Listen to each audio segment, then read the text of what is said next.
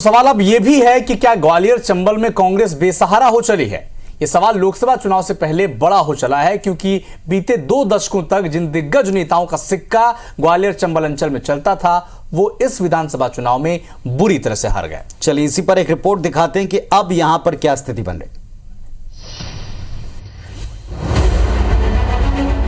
Doctor Govind Singh, Lakhan Singh Yadav, KP Singh, Lakshman Singh, ये नाम उन कांग्रेस नेताओं के हैं जो ग्वालियर चंबल अंचल से आते हैं और मध्य प्रदेश की राजनीति में पिछले 2 दशक से कांग्रेस के लिए किंग मेकर की भूमिका निभाते रहे हैं। 2023 का विधानसभा चुनाव भी इन्हीं के भरोसे कांग्रेस पार्टी ने लड़ा था, लेकिन जनता ने इन्हें पूरी तरह से नकार दिया। दिग्गजों के हारने के बाद कांग्रेस ग्वालियर चंबल में हताश और निराश है। जाहिर है 2018 की तुलना में बीजेपी ने 2023 में बेहतर प्रदर्शन किया। अंचल की 34 में से 18 सीटें बीजेपी ने जीती और अंचल में गोविंद सिंह और लाखन सिंह यादव समेत 5 धाकड़ कांग्रेस नेता बुरी तरह से हार गए। कांग्रेस के इन सभी दिग्गजों के हारने के बाद ग्वालियर चंबल अंचल में पार्टी को नेतृत्व करने वाला कोई बड़ा चेहरा बचा नहीं है और अब सवाल ये है कि इस इलाके में कांग्रेस किसके सहारे आगे बढ़ेगी। पहले भी कांग्रेस बेसहारा जैसी ही थी।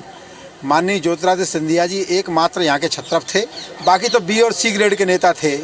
लेकिन सिंधिया जी के भाजपा में जाने के बाद शून्यता की ओर कांग्रेस चली गई और माननीय गोविंद सिंह जी बड़े छत्रप अपने आप को कहते थे, जनता ने उनको धूल चटा दी है। या भारतीय जनता पार्टी ये न समझे कि ये कांग्रेस एक वो बड़ी लहर है, जहां हम हारते हैं उस पर विशेष ध्यान देते हैं।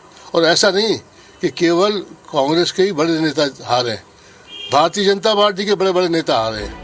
राजनीति के जानकार भी मानते हैं कि वर्तमान में जो हालात कांग्रेस के हैं, उससे लगता नहीं कि लोकसभा चुनाव में ज्यादा फायदा उसे मिलने वाला है।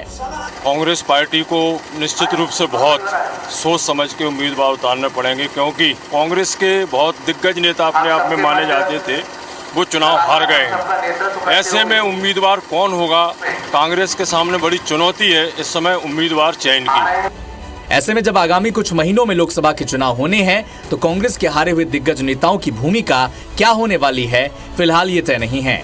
खासकर नेता प्रतिपक्ष डॉक्टर गोविंद सिंह, जिन्हें पार्टी ने ग्वालियर चंबल अंचल में यात्रा की कमान सौंपी थी, पार्टी तो दूर वो अपनी सीट ही नहीं बचा पाए। ऐसे में सबसे बड़ा सवाल यही है, इस इलाके में कांग्रेस के बड़े नेताओं के हारने के बाद अब ग्वालियर चंबल में कांग्रेस का दारोमदार किसके कंधों पर होगा। नासिर गौरी, IBC 24, ग्वालियर।